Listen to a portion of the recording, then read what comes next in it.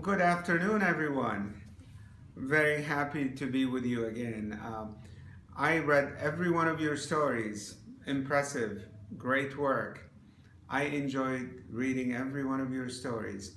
Well, today we are going to read another story. We're going to read another story together, and the story is known as City and the Cats.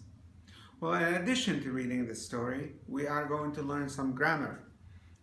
In particular, we are going to learn the different forms of past tense. Now, before we start reading this beautiful story, I would like you to pay attention to the board. Look at this slide and see there are a few words that are missing from this story. I would like you to take 5 minutes of your time to think of what goes in the blanks. Let's go. Now that you have taken some time to review that passage from the story and to figure out some of the missing words, now I'm going to call on some of you to tell me what are some of the missing words. Let's go, Sana. First line, encountering a fully dressed cat. Jenny.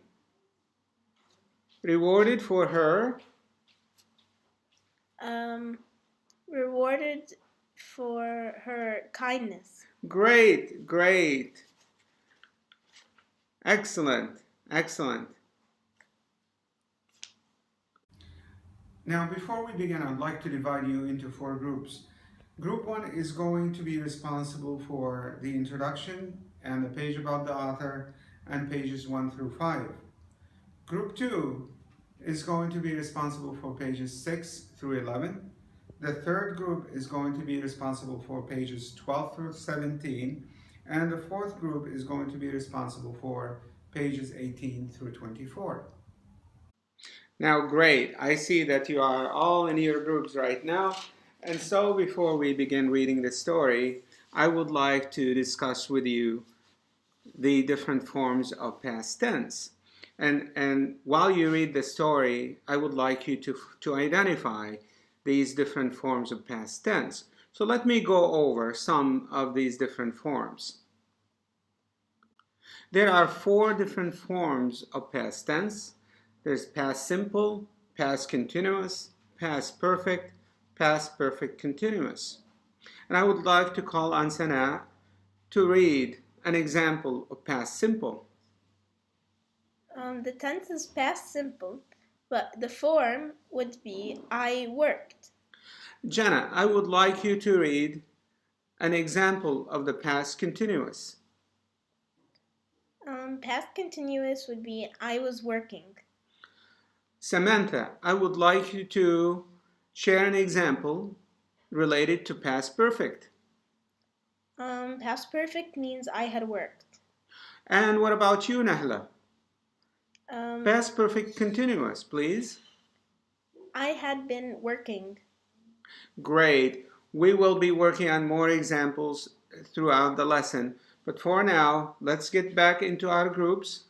And as we read, I would like each group to identify these different forms of past tense. Now let's do some practice together.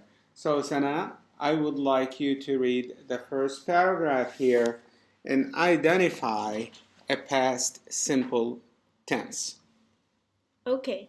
Not so long ago, in a small village in northern Palestine, where I grew up, there lived a little old woman whom all the villagers called Sitt. She had outlived her husband and her children, and so she was all alone in the world.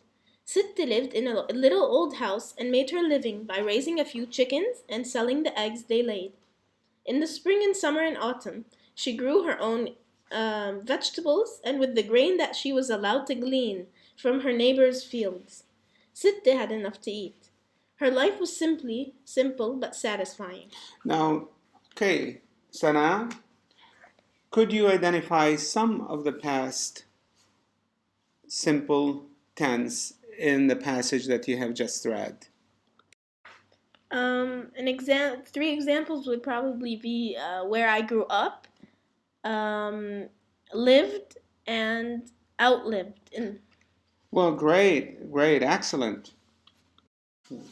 Now, Amira, I would like you to start with the paragraph at the bottom of the page that starts with the word with the money. Um, with the money she earned mending clothes and selling eggs, Siti could buy the staples she needed, such as flour and sugar and tea.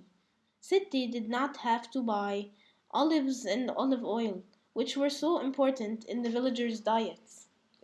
Now, Sarah, did you see any of the past tense in this paragraph? Yes, but she said she earned, that's past tense. And then, yeah, that's pretty much it.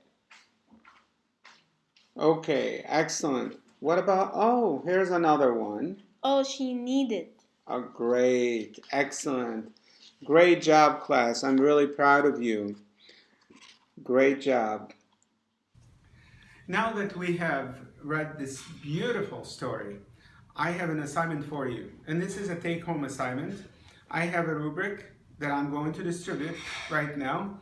Um, you are required to write a one-page story, in fact, a retelling of this story, but I would like you to change the characters in the story, characters of your own choice.